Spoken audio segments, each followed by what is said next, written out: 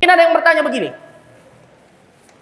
Kita diperintahkan oleh Nabi SAW, Ustaz, misalnya dia baca hadis ini, jangan memulai memberi salam kepada orang-orang Yahudi dan Nasara. Ya. Lalu bagaimana dengan hadis yang memerintahkan kita untuk memberi salam kepada yang kita kenal dan yang tidak kita kenal? Mungkin ada yang bertanya, bagaimana kalau misalkan dia non-muslim, Ustaz? Ya. Dan ini memang termasuk juga ciri dan tanda akhir zaman. Kata Nabi, la taqumus sa'atu hatta yakuna salamu 'alal ma'rifah. Tidak terjadi hari kiamat sampai ucapan salam itu hanya diucapkan di antara orang yang saling kenal antara yang satu dengan yang lain. Ini fenomena yang terjadi sekarang, betul atau tidak? Ya, bahkan ada orang kalau diberi salam di jalan, misalnya kita menghadiri pengajian, oh ternyata Nabi menyuruh kita memberi salam kepada yang kita kenal dengan yang tidak kita kenal. Makanya semua yang di jalan dia beri salam, assalamualaikum, assalamualaikum. Banyak yang kaget, siapa itu tadi? Ya.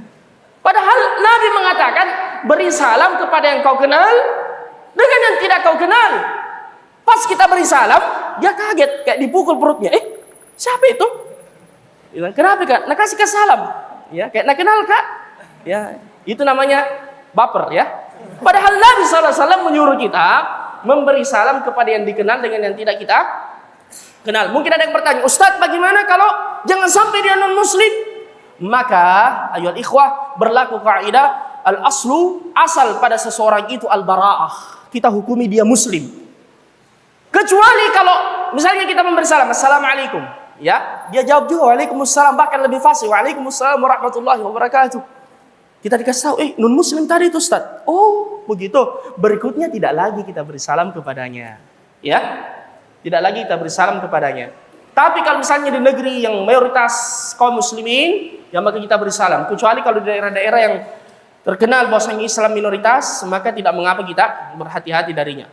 Diikutkan juga dalam masalah ini, kalau misalnya kita bepergian di tengah jalan kita singgah sholat di masjid, ya, al-aslu al-imam itu adalah al-bara'ah. Kita langsung ikut di belakang imam masjid itu. Jangan lagi misalnya dia masuk ke masjid, dia mengatakan, kenapa kita tidak sholat? Saya tunggu-tunggu dulu setelah sholat. Kenapa? Saya tanya-tanya makmum dulu, bagaimana imamnya ini? Apakah tidak syirik? Ya, apakah tidak datang di kubur, ya puja-puja atau sembelih-sembelih ayam? Tidak boleh begitu, itu namanya ta'annud, berlebih-lebihan. Tidak boleh. Ya, ikut langsung di belakangnya. Ya. Sama juga kalau misalnya kita makan, disuguhi makan oleh saudara kita, apalagi ayam misalnya.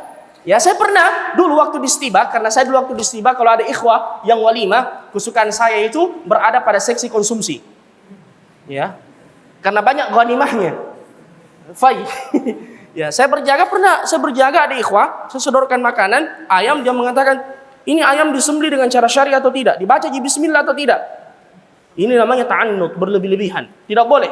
Ya, bahkan tidak boleh dijawab kalau dia bertanya seperti itu. Kalau dia tidak mau makan, terserah. Ya, lebih bagus lagi.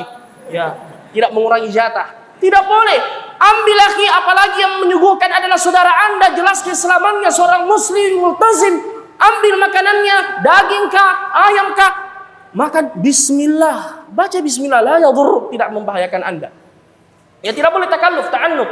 Ya, dan ini dilarang di dalam agama kita, ya ikhwah. Umar radhiyallahu anhu pernah bersama dengan beberapa sahabat, dia berjalan, tiba waktu salat mau berwudu, ada saluran air, kemudian sahabat ini langsung berwudu, ya ini untuk umum. Namun ada yang bertanya, wahai pemilik air, apakah ini halal? Apa kata Umar? Wahai pemilik air, jangan jawab pertanyaannya. Ini ta'annud, berlebih-lebihan. Ya, tidak boleh seperti itu. Ya, jadi ini faidah yang bisa kita tambahkan dari hadis ini, dan semoga Allah Subhanahu wa taala memberikan kita taufik.